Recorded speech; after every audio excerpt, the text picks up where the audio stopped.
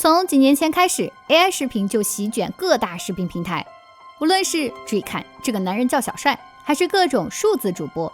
一开始我们还能对着这类视频说出一眼 AI， 但这2年 AI 开始逐渐收起了 AI 味儿。最近我和一些 UP 主闲聊时发现，现在很多数码产品评测文案都是 AI 写的了。像我们这种坚持100%纯手写的 UP 主，疑似已经是遗老。如果说 AI 换脸、AI 配音、AI 生成画面，观众还能轻松辨别，那么 AI 写的文案再由真人来演绎配音，你还能区分吗？我个人呢，对于 AI 写的评测到底能做到什么程度感到十分的好奇，所以这期视频我想要挑战一下 AI， 看看我真人手搓和 AI 文案到底有啥区别，并且这2篇文案都由我真人配音和分镜来实拍。至于评测的主题嘛，我想就评测一下最新发售的 Find X8 Ultra 吧。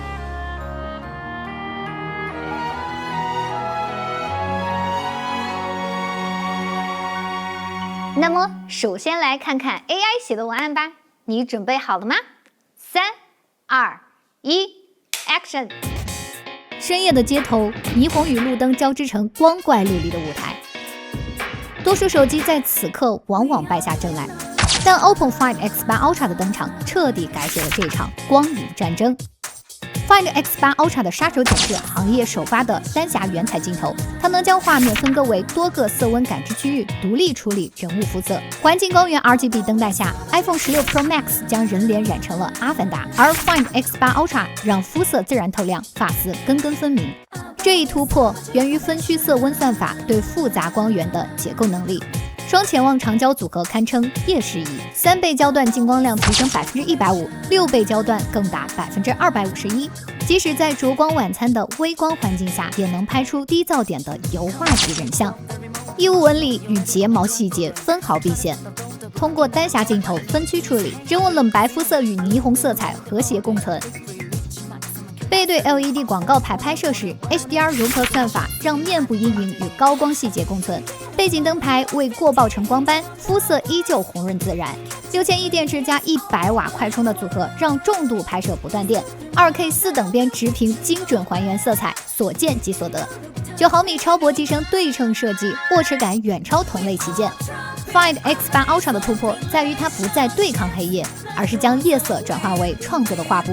普通人无需学习参数，按下快门即是肤色自然、光影层次丰富的大片。这不仅是技术的胜利，更是对手机摄影本质的重新定义，让每个人成为夜色中的导演。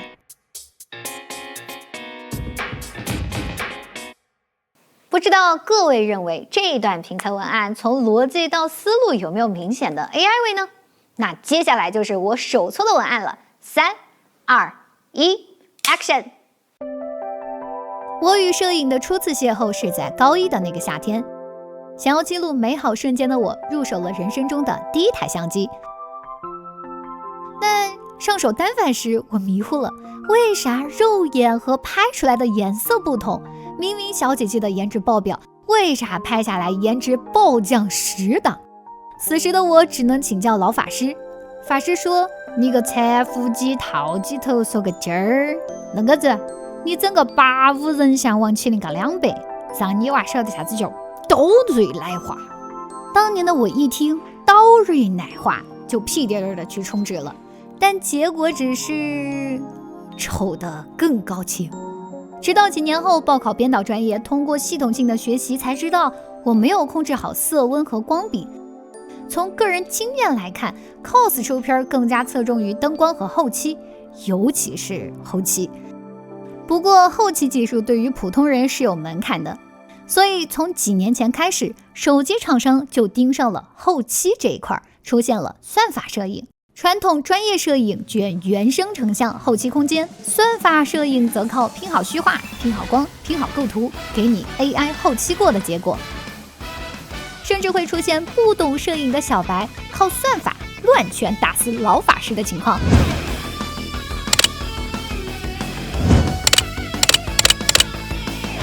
真可以好吧？你好，我觉得这个联系方式可以吗？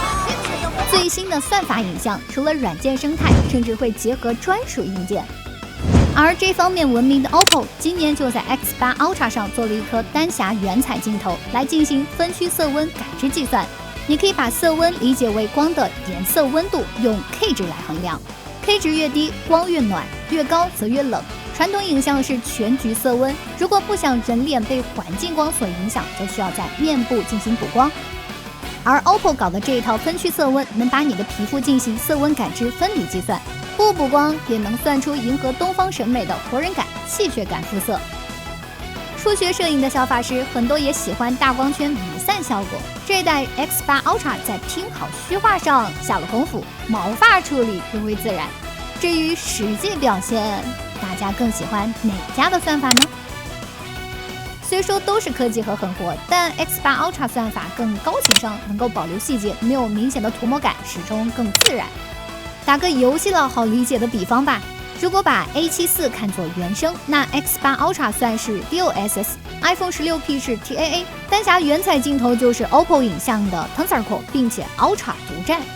果然，绿场和绿场之间总是心有灵通。我很难说还原和讨喜孰优孰劣，只能说，如果是参加那种死亡灯光的室内活动，内心呢会更想和手持 Find X8 Ultra 的小可爱合影。不知道在相同的视频制作质量、相同主持人、相同评测主题的情况下，各位是更加喜欢 AI 生成的文案，还是更喜欢手搓的文案呢？你们认为最大的区别在哪儿呢？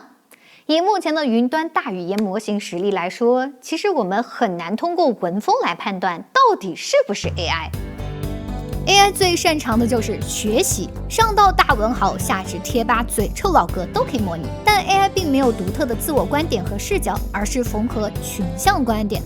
以我这次影像评测文案为例，由于是在 X8 Ultra 解禁前生成的，市面上多为官方发布的资料，所以内核更加贴近于官方观点。而手写版则是我本人的影像经历和观点。还有就是目前各家语言模型都有几率出现幻觉，也就是 AI 不知道的会编，尤其是评测数据，比如 OPPO Find X8 Ultra 6倍焦段的进光量增加了240%，AI 写的是251%，机身是8.78毫米，AI 数据是9毫米，这还是更着重体验的影像评测。如果是性能评测，爬错数据概率会更多。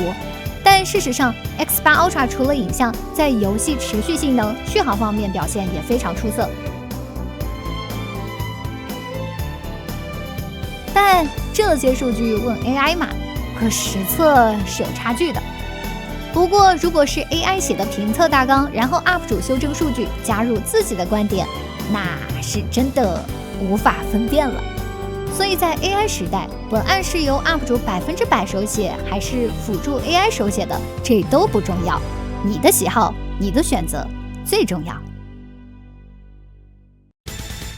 以上就是本期节目的全部内容啦。这期主要是对比和 AI 写影像。如果各位想看我大战 AI 写笔记本 DIY 硬件评测，记得点赞哦。